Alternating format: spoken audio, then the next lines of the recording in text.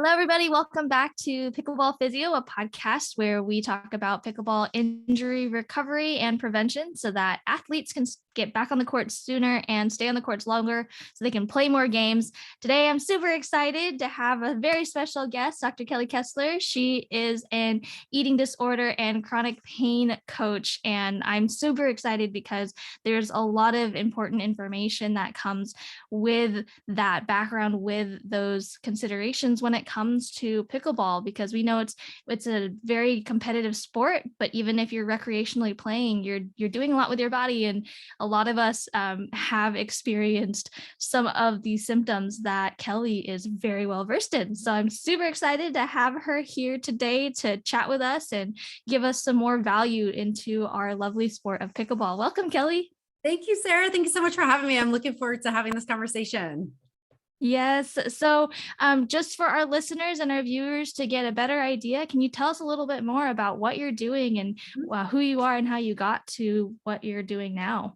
Sure. So it's been a long journey to kind of get here, and never was like the plan, like my overarching plan for life, but I think life is just taking me on this journey. So I'm a physical therapist by trade, but I really have evolved to becoming more of like a wellness coach for helping people who have had a history of an eating disorder and now have chronic pain subsequent to it.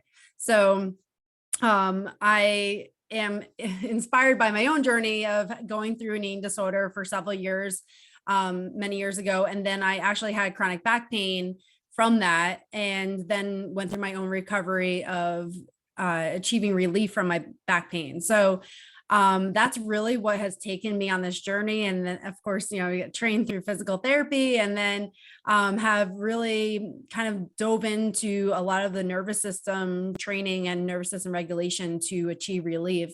And that's what's brought me here. So I help individuals who have similar stories of eating disorder and chronic pain achieve relief from them. That's amazing. And that's incredible. And it goes to show what is possible, especially knowing that you've journeyed through it and you've seen what it's like to come through and get to the other side. And I'm sure a lot of people might be asking, oh, eating disorders and back pain, how in the world are that linked? Can you expand a little bit on that? Yeah, sure. Yeah. So I think that is, a lot of people are like, have both, but don't realize how intertwined they are. And so Yeah. with the eating disorders, anyone who's gone through it or is going through it, that there's a lot of internal turmoil that goes on with that. So you're constantly ruminating over what you look like, how you feel, negative messaging that you have. There's a lot of stress, shame, guilt. I mean, every negative emotion that you can really think of. And what happens is that over time, when you experience that for years, it causes this dysregulation of the nervous system, where you're put onto this like survival mode, and you feel like you're kind of like a caged animal just trying to protect yourself. And when we live in that state for a long period of time and we're constantly dysregulated, that shows up physically. So it can show up in many ways. Mine happened to be chronic back pain, but it can show up in the form of headaches, digestive issues, reproductive issues. It can show up in autoimmune disorders, skin conditions. I mean, it can really show up in many, many ways. So that's how it's interrelated. It causes this central sensitization where our brains become extra sensitive to any kind of stimulus, whether it's already painful or maybe it isn't painful, and now we perceive it to be painful. So we develop this heightened sense of everything that's going around us because we're essentially in survival mode. And that's how it links. It's all through the nervous system. So that is something that I've again worked through and have realized how dysregulated my nervous system was from the eating disorder experience. And only once I started addressing those issues is when I actually achieved relief from pain. That's amazing. And the awareness and knowledge, just having education on the topic is such a huge part in being able to make those changes, knowing that, oh, they are linked. I'm not crazy, or this isn't coming from out of nowhere. It's really affirming and validating to know that, okay, something can be done about this. There is a way to kind of identify what's going on. And that in and of itself is super empowering. Yeah, absolutely. And it really is like, as cliche as it is, knowledge is power. And the more I dove into learning about myself, learning about our systems, it just was like eye-opening of how much we are impacted by anything that dysregulates our nervous system. So it really is Yeah. powerful.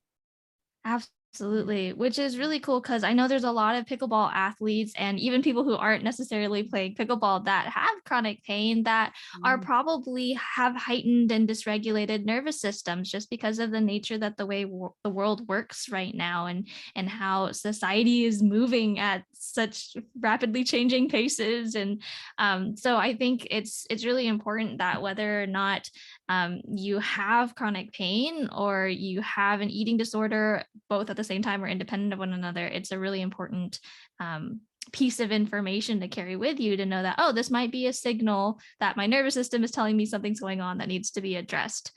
So that being said, what were some of the things that you found helpful and being able to start that journey of regulating for anybody that's listening and is like, oh, what can I kind of try out? I'm actually going to start with some things that weren't helpful that kind of opened my eyes Yes, up that too. that were helpful, because that was Please my do. journey. And like, you know, we know that as physical therapists, we're like, okay, we know the body. And so I started very much from like a mechanical approach of like, what can I strengthen? What can I stretch? What can, you know, what manual therapies can I do? And I did all these things, and my husband's a physical therapist, so I had him working on me. And while that provided short-term relief, I just failed to ever experience any kind of long-term relief. And that was frustrating to me. I'm like, okay, it feels good for the time being, maybe for a day or so. And then I was right back to where I was. And I also noticed that the more stressed I was, the more pain I had.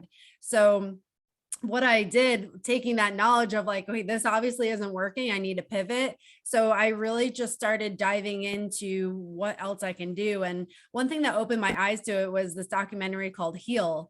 And it talks about the power of the mind and body connection and how we can really heal our bodies through our minds. And it's not just like woo woo, it's actually like there's a science base of it that, you know, we can use neuroplasticity and really work through our brains, which is the reason why we're in so much pain. So that was really eye-opening to me back then when I was going through this. I'm like, okay, well, let me start working and diving into some of this information.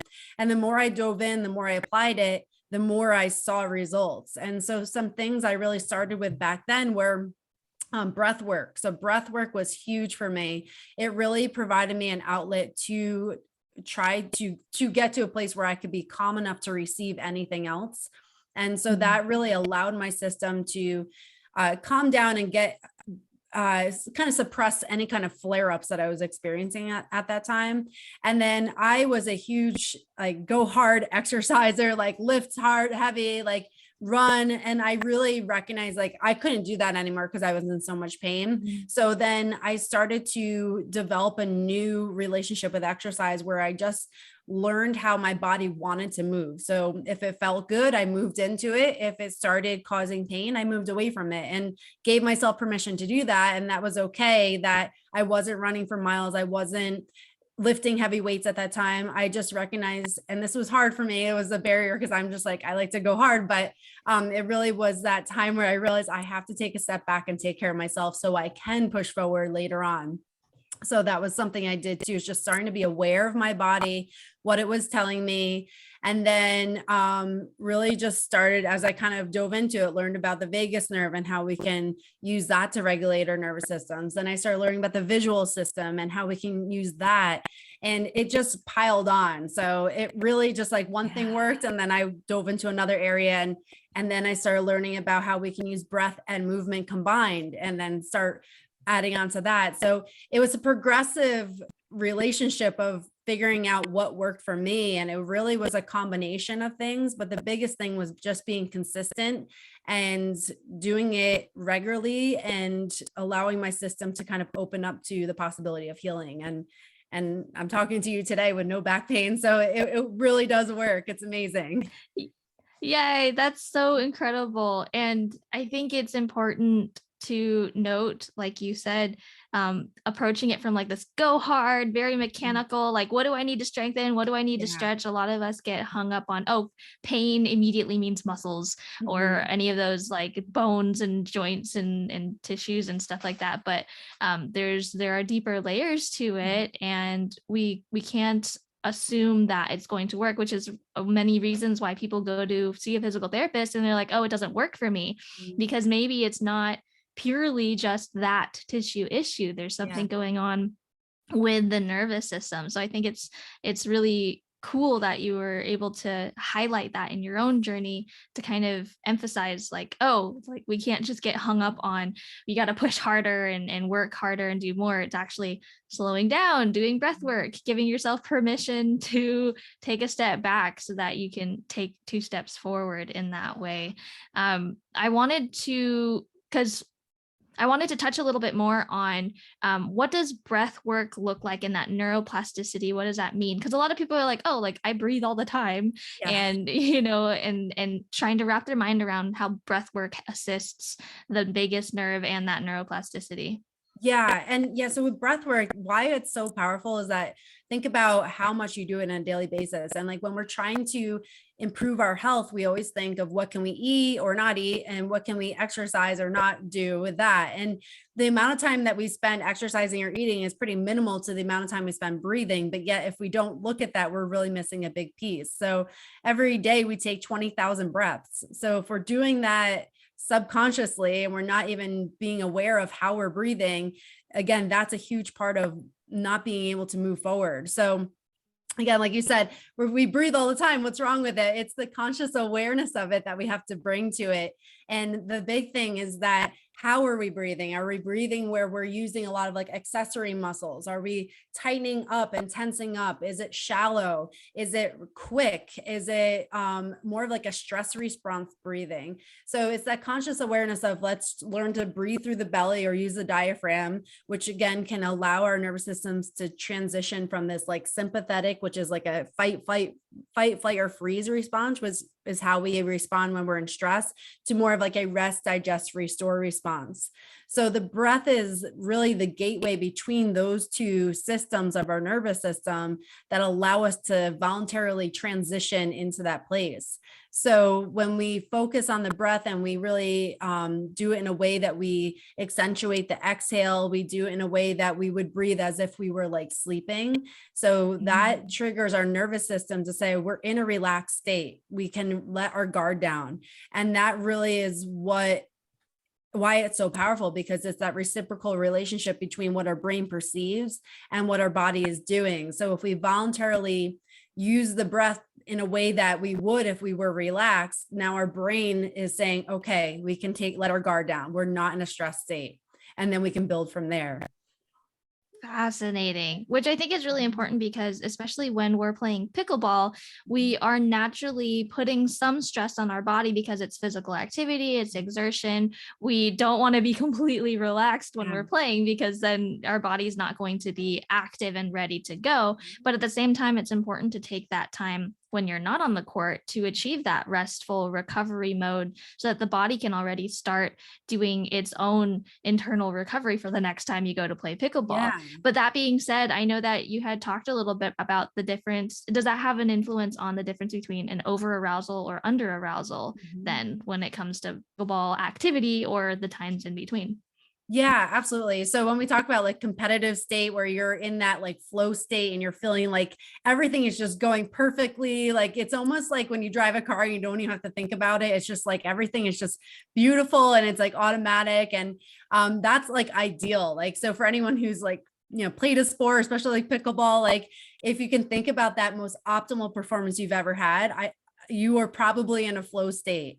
And what that looks like, it's like an inverted U. So we have hypoarousal, which is the bottom part of the U, and then we have hyperarousal. And at the top is that optimal kind of flow state. And that's where we want to get to. So if you're constantly stressed and you feel like you're very anxious about how you're going to perform, or you just came out of work and you're really like, kind of reeling from the day there, you're probably in that hyper arousal state and you're going to have a hard time really playing in a state that is optimal for you, as opposed to like if you just woke up from a nap and you're really kind of feeling sluggish, you're just like out of where you want to be, and you just feel like I just have nothing, you feel zonked, you're in that hypoarousal state. So again, your performance will not be optimal for you. So we can use breath to get into whatever state we need to. So kind of like I was saying, as far as bringing yourself into a restful state, for those people who are very stressed in the hyperarousal state, we can use the breath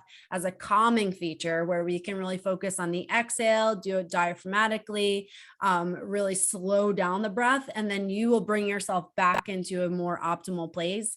But for those people who are hypoaroused, we can actually use the breath to bring up our arousal. So there's things we can do, like a very quick breath where we kind of like hyperventilating, but it's almost like just quicker than you normally would because you're trying to bring arousal to your state. You can also do nostril breathing, so alternate nostril breathing. So depending on how you do that, you can also increase arousal. So there's a bunch of techniques that you can actually increase arousal to get into an optimal flow state. So it really depends on where you are and knowing yourself well enough to know which one you need. Yeah, absolutely. And it's important to note, like, yeah, you might be coming to play pickleball straight from work and you might be hyper aroused. And then there are other days that you like wake up and pull yourself out of bed and that's the first thing that you do. Yeah. And you want to be able to have tools to balance out coming into playing pickleball on either side of that spectrum. So for those who are listening that are not familiar with diaphragmatic breathing, can you dive a little bit into how that is performed? And then for those that are not as familiar with nostril breathing, can you expand on that a little bit for those who want to give it a try after this podcast episode, or even while you're listening to this episode? Sure. Yeah, absolutely. So the diaphragm, let's kind of start with that. Diaphragm is the muscle that separates your abdominal cavity from your chest cavity. So it's a crucial muscle. We use it literally every time we breathe. I mean, it's very crucial to have a good diaphragmatic breath because allowing that diaphragm to move in the way it's supposed to move can activate other parts of your nervous system. So one of that being the vagus nerve, where we can actually get into that parasympathetic rest, digest, restore state. So when we talk about doing diaphragmatic breathing, I like to just put one hand on the chest, one hand on the belly. And then what you do is you want to feel as if your belly is expanding. So you should feel as you breathe in, taking a deep inhale, you can do it like count of 4. So breathing in, 1, 2, 3, 4. You should feel like your belly's expanding and that your chest isn't moving upward very much. And then as you exhale, you want to do it for at least a count of 6. So exhaling 1, 2, 3, 4, 5, 6. So the big thing is that, again, visualizing that your belly is the one taking the air in, and that, again, feeling the hand on your chest, you shouldn't feel like it's elevating up or your muscles are tensing. It should really be coming from the belly. So again, that's one way to do that. As far as nostril breathing, if we're talking about doing it in a way that facilitates restful state, you want to close off your right nostril with your finger and breathe through only your left nostril with your mouth closed. So we're going to inhale for 4. And then we're going to switch fingers. So switch to your left nostril being closed, and then exhale through your right nostril for a count of 6. And then you would repeat that. So that helps to, again, relax the system. And what it does is that it controls the flow of air going into your system. So again, it has a calming effect. It can also affect the nitric oxide within your nasal cavity. And then also the way the brain is wired, that has a way of relaxing the overall system. So those are just 2 techniques you can do. And then you would obviously want to do it repetitively for a few rounds. So one typically won't do it, but again, just giving yourself some tools to get yourself into a better state is really important. Yeah, absolutely. That's so fascinating. The breathing in the left nostril and out the right nostril as a way to help to calm down and move into that parasympathetic rest, digest, restore state. So on the other hand, what happens if you go in the right and out the left? Is that also a practice, or? It is, but it tends to be more activating. So if you were someone Gotcha. So if who's you're on more the in the other like, side. yeah, so if you're someone who's like that hypoarousal state and you want to try to get yourself a little bit more, aroused to be able to play optimally, then you would just switch it and breathe through in your right and then out your left. That's so fascinating. That's super duper cool. Yeah. So for those of you who are listening, you can give that a try when you're trying to get revved up to play the sport, or when you're trying to calm down to play the sport, or even after you're done with your day of pickleball. I want to touch back again, going back into the nervous system and chronic pain, because a lot of pickleball players will have chronic pain. They'll either be coming in fresh to the sport and it's new to them and they're really excited, but they also know that they have this history of chronic pain. So either it's one of two things: either they're fearful to get started and even attempt to play pickleball because they don't know what they can do, or they're like, oh, pickleball is actually really easy to pick up, and then they go all out because they feel great with how easy it is, and then they pay for it after the day is done because now their chronic pain has flared up or kind of come back and is talking to them now. So what would you offer to people that are experiencing that?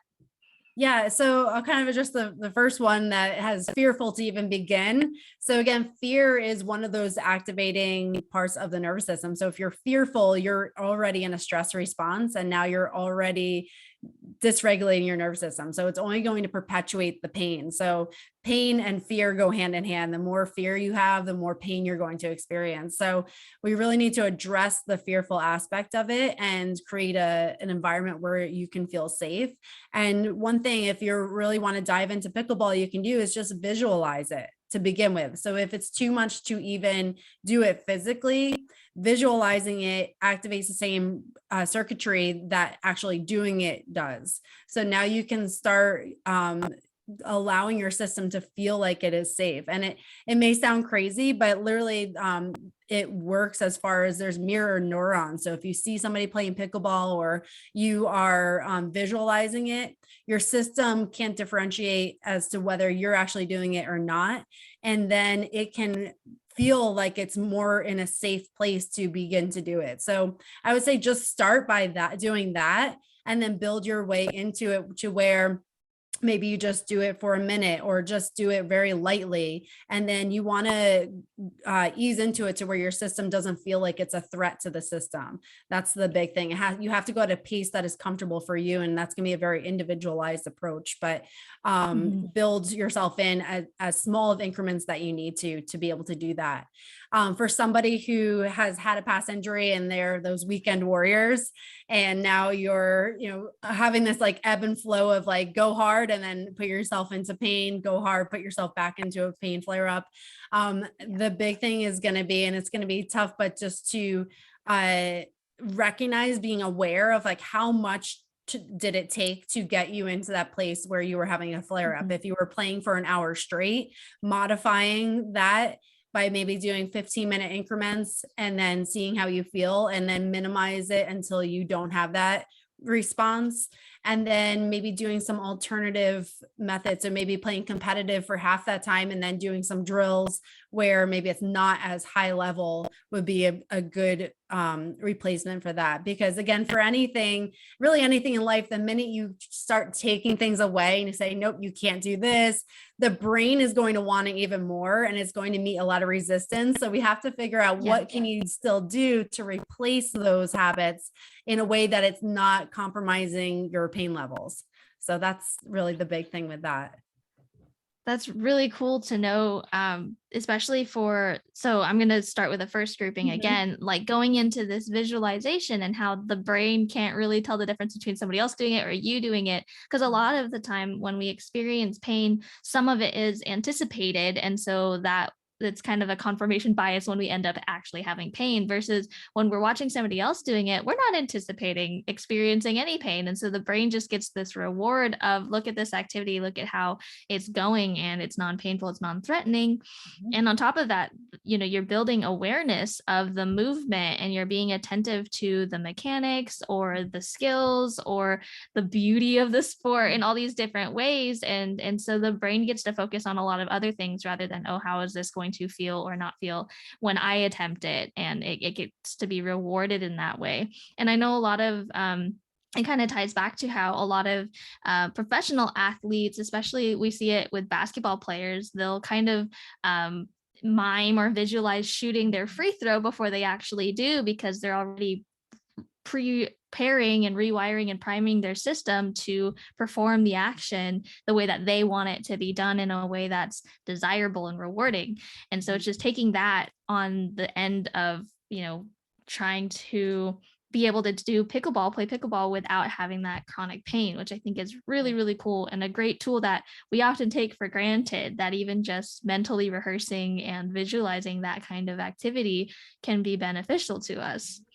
And then on the other side, when you're discussing about, finding that balance of, okay, what is okay for my body to do? How can I kind of lean into it and try to work hard, but then also not overdo it, and being attentive to the duration of play? Because I know a lot of us will get tempted to be out there for 3 to 5 hours, like 5 days a week, because it's so fun, so addicting. But again, it goes back to that attentiveness of like, okay, where are my limits? Where are my boundaries at right now, just so that we have a baseline and we're not demanding too much of our body too soon, or too quickly in such a short, intensive amount of time. And being able to have that awareness and moderate and alter and kind of mix up the activities adds to that. Oh, look at all that we're able to do without experiencing this pain or exacerbating the pain. So it's no longer threatening to the system. I think that's a really exciting piece of knowledge to carry into how we can actually work with our pain or work with those signals as kind of a teammate, rather than this crutch that keeps us from being engaged with the sport that we like. Absolutely. Yeah. I think the big thing of that is just your perspective, like viewing your body as an enemy, because sometimes when we have chronic pain, we view our body as like holding us back, or it's the enemy of us. And so that creates even more resistance, which then perpetuates the pain cycle. So I really think it's just still harnessing a healthy relationship with your body, and that you understand that the reason why it's giving you a pain experience is because it's protecting you from something. So whether it's an actual or perceived threat, we need to understand it and then work with it in a way that we can harbor safety in the body again, so that it doesn't feel like it has to protect us. Yeah, which is what I'm sure everybody is like, in theory, that sounds amazing, Yes. but actually it's very much achievable. And I think that what you're doing with your coaching is showing people that it is achievable. So with that being said, what are some other common things that you've encountered with chronic pain or with eating disorders or nervous system dysregulation to regulation that you wish more people would know about and start implementing into their day? What are other things that you would like to offer on that? Yeah. I think one of the biggest barriers I think that people come up against is, well, there's a few, but one is thinking that they have to overhaul their whole life in order to achieve any kind of relief. And that's just not really true. And it also will hinder you from getting started, but also from continuing on the process. So nothing about healing is about willpower or just keeping yourself to this unobtainable standard of changing every aspect of your life. Like that's just not realistic. So when it comes to any kind of pain or healing, you have to start as small as you possibly can and then build on that. And that's really where you're going to see longevity. So for any kind of system that you put into place, we have to create habits that are consistent and can build on each other. So then you literally become a different person through that. So if you feel like you have to become a different person tomorrow, then you're not going to become that, because you're going to resist it so much that your system will then feel it is stressed by that. And then that just backfires in the whole thing of creating a situation where you're not stressed and you are regulated. Yeah, which is a common belief that and framework that a lot of us have bought into, is it's this mind over matter situation. But it's like you're saying, like they're very, very intertwined. They're meant to work together rather than be pitted against each other, which I think is really cool. So how would you recommend people getting started? Like I'm sure it varies from person to person, but like would you say that they would need to implement maybe just 5 minutes a day of breath work, or just 5 minutes, or like you had mentioned, like 1 to 2 minutes of just like watching someone else and doing visualization? Like, where would you recommend a good starting place to be for people? Yeah, I think it's definitely very individualized. And I know we kind of talked about this when we chatted a few weeks ago, but it's figuring out what works for you. So for some people, if you start working on breath work, you may notice wonderful changes and you feel like it's making a difference. Then I would say continue on that path. If you start it and it's not really resonating with you, then try something else. So maybe it is the visualization. Maybe it is just moving intuitively and kind of like just moving your body in a way that feels good. So it's going to be different for every person. But again, do something that is so small that it's silly to even say no. So if it's 30 seconds, it's like, okay, how do I not have 30 seconds to just do this? And what happens is that when you take that action and you start seeing maybe just it feels good. Oh, I enjoyed that. Well, okay. Now you want to build on that. So you have to work with your system in a way that it is something you want to do versus feeling like you have to do it, because the last thing anybody wants is a second job. Nobody wants to feel like they Yeah. have to do this. So we have to work with your system in a way that you're opening up to it and that it's something you are welcoming into your life. So again, just being aware of yourself. How does it feel? Do I enjoy this? If you can say yes, then you probably want to include this in your life. If you feel like, oh God, I got to do this again this morning, like then it's probably something to pivot from. And it's not to say that it's meant to be comfortable. Like that's a big differentiator, because you shouldn't feel like you have to do it, but you should want to, but you should also not feel like it's just so easy and comfortable, because then you're not facilitating any growth. Like you should feel like there's a little discomfort and I'm like, well, this is different. This feels a little different than what I'm used to, because only through that discomfort are you going to see any kind of growth. And that's really the big thing, because if you do what you've always done, you're going to be who you always are. And so in order Mhm. to become a new person, you have to change what you're doing on a daily basis. And then that's where it's uncomfortable, because change is innately uncomfortable and we resist it, but that's what we have to kind of lean into to become a different person. Yeah, it's that novelty and just trying something new that has its own type of discomfort, but it's different to be uncomfortable versus feeling like you're in danger, Mhm. or that this is going to be harmful. Yeah. And that requires a lot of attentiveness for the person that's trying to go through this journey, is to be super mindful of every single thing that they're experimenting with, rather than being on autopilot and trying to just see what works, maybe it'll stick. It's a very attentive, intentional practice to do something new, to do something that um, is totally unfamiliar, or may seem a little bit different to the body and to the nervous system. Yeah. And I definitely recommend, if you're going to start trying to do things, either do it in the first part of your day or at the end of the day where it's not so chaotic. Because again, most of our days, we like 95% of our life, we are on autopilot. So if we can start really bringing conscious awareness to what we actually do, that's important. So usually it's better to do that when before the chaos starts during the day, or when you're kind of unwinding from the chaos of the day. So I would start there too. Yes, which I think ties into the opportunity of being able to start the day in a way that's not so jump starty and straight to, rubber meeting the road, or ending the day in a way that you can actually truly wind down Mhm. and reflect on the day. And then that helps to sleep a little bit better Right. too, which I'm sure is it is another huge component in the ability to recover and restore our bodies.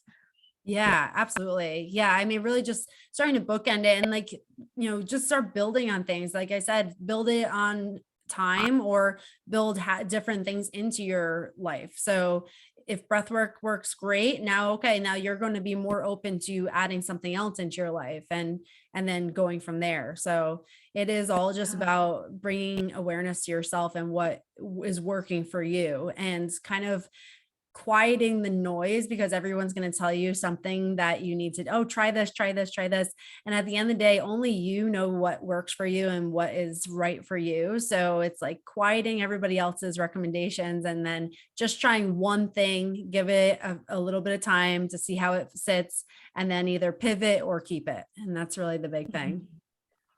Yeah, which is important because that builds trust within yourself to be kind of monitoring yourself and to try things out for yourself. And yes, some of that external input can be helpful, but then ultimately you have to see if it resonates with you and build that trust with yourself. Too many times are we willing to just go to someone and hope that they give us answers and then we'll follow that regimen and then assume everything will work out, when we realize like maybe it doesn't fully align with our values or our lifestyle. And so being able to vet that process within ourselves to find it, just if it sticks or if it doesn't stick, I think that's another really important component.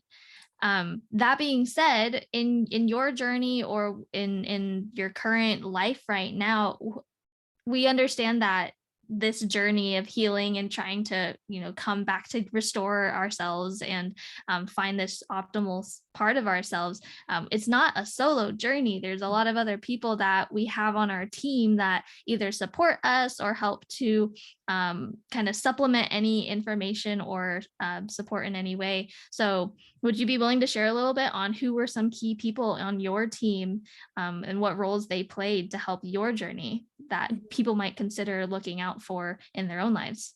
Yeah. So, I mean, it's going to sound very cliche, but like my husband is a big supporter. So he, has allowed me to have freedom in pursuing my dreams, and, has always been supportive in everything I'm doing. So just having someone who you can count on to always kind of have your back is really big. So he's played a big role in that.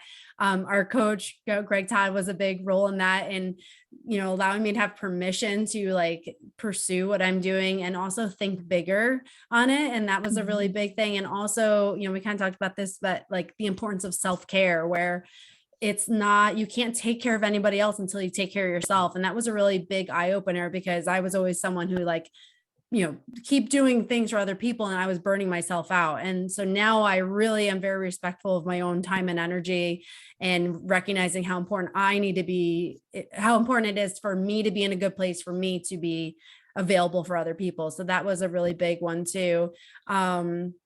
And then I've just had kind of like mentors along the way. Like I would say that just people I've been exposed to, or have gone to like a conference and I'm like, okay, I'll take that tidbit from it.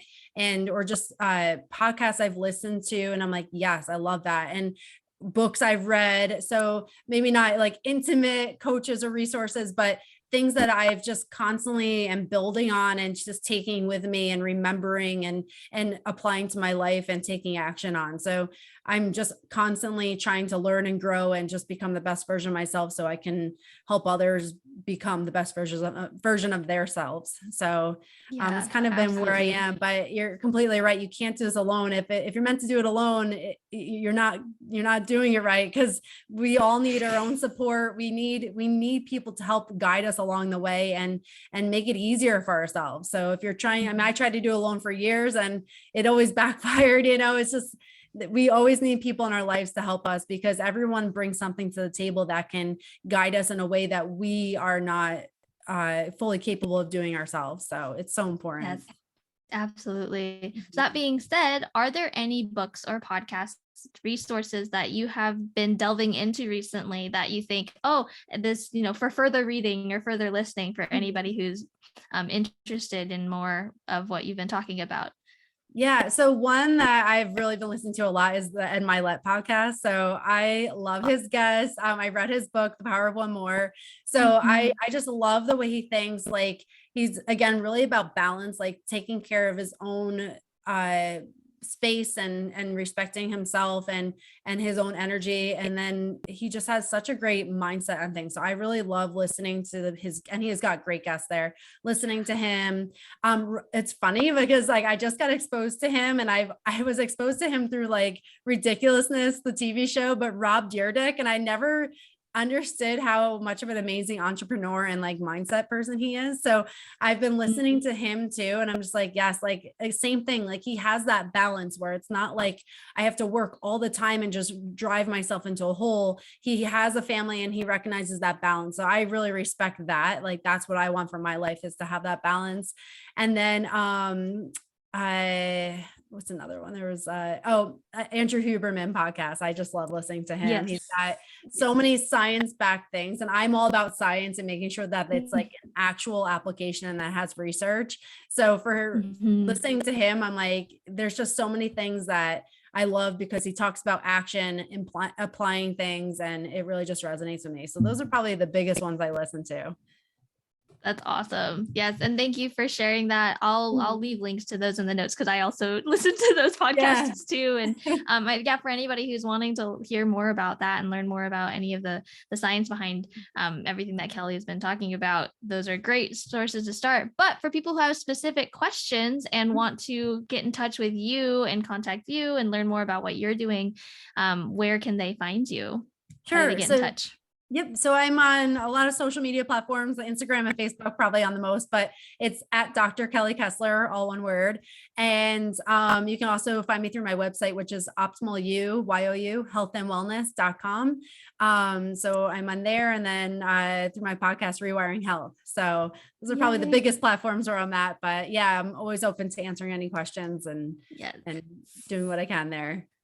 Yes. And Kelly is super, super active on her social media. She's got so many great pieces of information, and her podcast is also amazing to just continue getting a lot more information on how we can take care of our bodies, get in tune with ourselves, and achieve this optimal version of ourselves, because it's all inside of us. We just kind of covered it up with a lot of the other frameworks that we've been buying into. So Kelly's been doing a great job on her media and in her programs and methods to help us kind of take away the layers and find out what really matters, which is really, really great. But before we go, is there anything else that you would like to add or offer to the listeners about something that they should consider to continue and support their journey? Yeah, I really believe, and if you've watched The Wizard of Oz, I always use this analogy, but I truly believe we do have everything we need to heal and be the best version of ourselves. And if you think about Dorothy from The Wizard of Oz, she had her ruby slippers the whole time, and she was trying to get home. And it was only until somebody showed her that you have this, that she realized that she had the power all along. And I truly believe it's the same thing for all of us. We all have the power to be what we dream of and have the life we dream of and heal and be everything that we want to be, but we just sometimes need the guidance to realize that we have this power. So I really think that's the biggest thing, is being with someone who can expose your own power, and then you kind of harnessing it and empowering yourself. Yes, which is huge. And I love pulling lessons from movies and books and television and stuff like that. Because we are drawn to these stories because they tell something to our souls, and they inform us of what we're actually capable of, or things that we can use as tools along the way. So I love that analogy, using The Wizard of Oz. But thank you so much again, Dr. Kelly Kessler, for being on this podcast. There's so much valuable information here, and I think it's important for pickleball athletes to start adding these considerations into their life as they're getting into the sport or as they continue the sport. Because ultimately we want to be able to play as many games as we can. And this is going to help us be able to take care of our bodies so we can play many, many games for many years to come. So thank you again, Dr. Kelly Kessler, for being here. Thank you so much. And thanks for having me. And I truly enjoyed this. So thank you. Yes, this is so much fun. So for those of you who are listening that want to check out Dr. Kelly's stuff, I'm going to leave the links in the description below. I also was on an episode of her podcast, so go check out her Optimal You podcast and listen to all the other amazing interviews and tidbits that she shared there. But other than that, thank you so much for tuning in to Pickleball Physio Podcast. We'll see you all next time.